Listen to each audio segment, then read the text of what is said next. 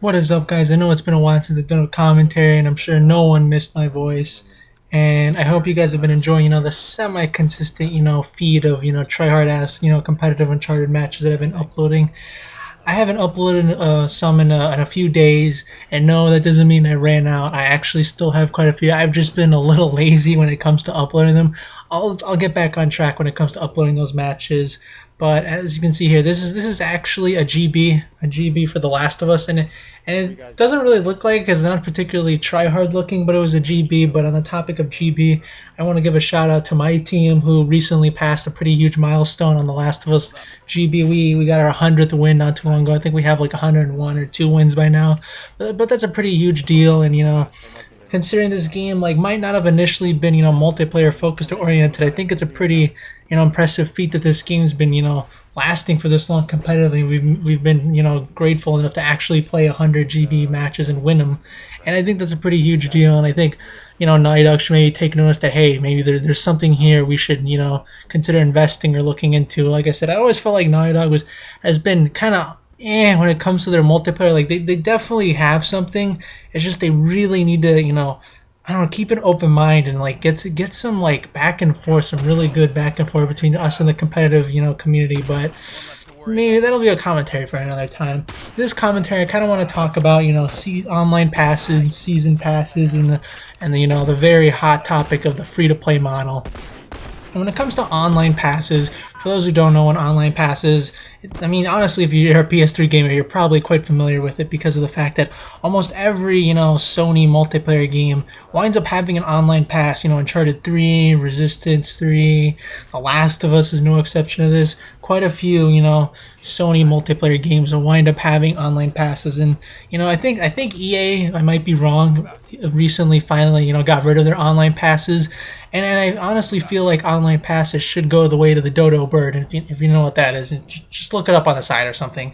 But the point is, I just don't see the point of online passes anymore, especially considering recently with how Sony's been under the banter of we support used games and sharing and stuff. Online passes were originally made to kind of deter people from buying used games, so you have to buy it brand new, you get the online pass and you redeem it, you play the multiplayer.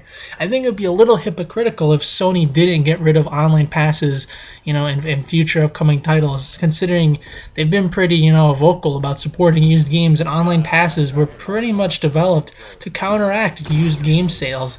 And I just feel like it's time that Sony drops in.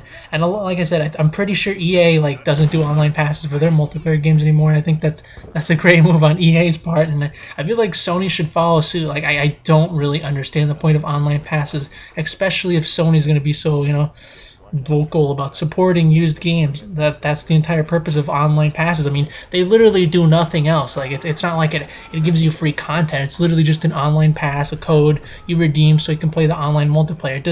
It does nothing else. It serves no purpose whatsoever. And I think developers originally came with an excuse that, oh, if you're gonna play our online multiplayer, it's like a service. Like, I understand if some developers feel that way, and if they're gonna treat their multiplayer like a service, that's perfectly fine. But a lot of these multiplayer games that have online passes, they're not services. A lot of them, they just throw them out there and then it's done. Like, they don't even support it that much. Yet developers are seriously, pretending like online passes do anything. They really don't. They're just there to deter used game sales. And I feel like with how gamers have been so vocal and how we've had a huge impact clearly on this coming generation, I think it's time that developers are just get rid of online passes, and Sony in particular just needs to get rid of them. I think it's just a little hypocritical if they kept them for the next generation. We'll just have to wait and see.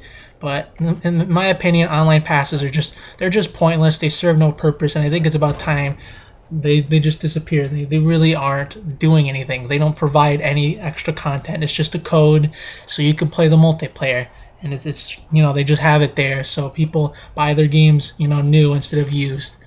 But I mean, when it comes to season passes, that's a little bit different. Season passes, I'm not fairly negative or positive about it. It's kind of like a personal choice because when it comes to season passes, stuff like the Borderlands season pass, Call of Duty has season passes or whatever. I don't really mind those things because of the fact that they honestly are kind of a value, I guess. I mean, for example, if you do the math, every Call of Duty map pack costs about $20, which is I think a bit ridiculous. So I mean, 4 map packs, $20. That comes out to how much? $80 maybe. I'm pretty sure that's 80. 40 times 20, 4 times 20 is 80. Sorry if I sound a little bit retarded with math, but it's a lot of money. Whereas the season pass, that's I think it's $49.99, so it's $50. I mean, yeah, you're kind of paying for the game again, basically, but $30 cheaper is pretty significant. That's why I bought the season pass for Black Ops 2 because I just felt like, I mean, $30 is a significant amount to save, and the same goes with Borderlands. Like all those, expansion packs, I could have bought them, separately, but I was like, whatever. Season pass is like $30, and each like expansion's like 15. Like I just saw the value, and I knew I was going to be investing some time in it. But season passes, they don't really like negatively affect anyone, or nor do they add a barrier. They're simply an option. If you feel like you want to upfront just get everything cheaper right now, then you pay for the season pass. If you're not sure if you're going to be digging the future content, then you don't. I mean, that's kind of what happened with me in Assassin's Creed. Like I wasn't really sure if the DLC was going to be worth it, so I didn't really bother to buy a season pass. I did eventually buy it later on because I heard it was pretty cool and interesting.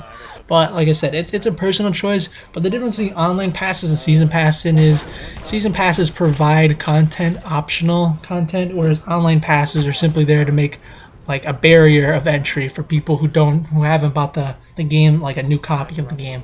So in my opinion, I don't really have an issue with season passes. They're just, a way for developers to, deliver content to their consumers, and they don't inherently hurt anyone.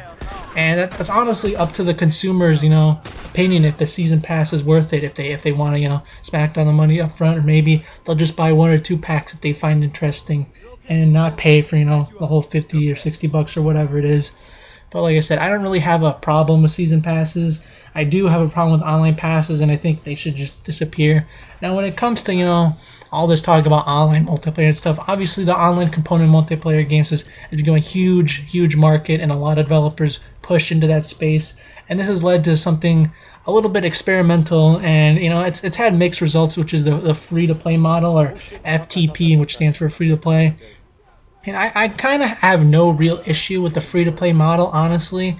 I think it's okay as long as it doesn't really like inherently screw the balance of the game. For example, League of Legends is a very successful, free-to-play game. But when I talk to some people, I'm not an expert on League of Legends, so don't exactly quote me on this crap. But from what some people have told me, it's a little bit skewed because more of the champions, which are characters or whatever, the better ones tend to be the ones you have to purchase. I mean, you can grind your way up to get those characters, with in-game currency, but from what I've been told, it takes quite a while and does create a bit of imbalance, whereas, people who actually fork up the money up front are going to have better champions or characters, and I do find that a little bit, like, irksome, because I do feel like that does negatively impact the balance or the meta game.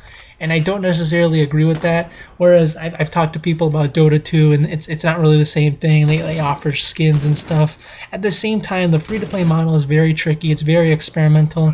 And if those who don't know, there's going to be quite a few free-to-play multiplayer games coming with the PS4. I don't remember the name titles anymore, but there are going to be a few. And I personally have no real issues with the free-to-play model. Like I said, it's kind of like a good way to for people to try out the multiplayer, and if they really dig it, they can invest some money in some expansion packs or characters, customization, stuff like that. But for me personally, it's a little bit tricky because I know it's not really fair to be selling, better characters or equipment to people who actually fork up real money, whereas the other people kind of have to grind their way up there.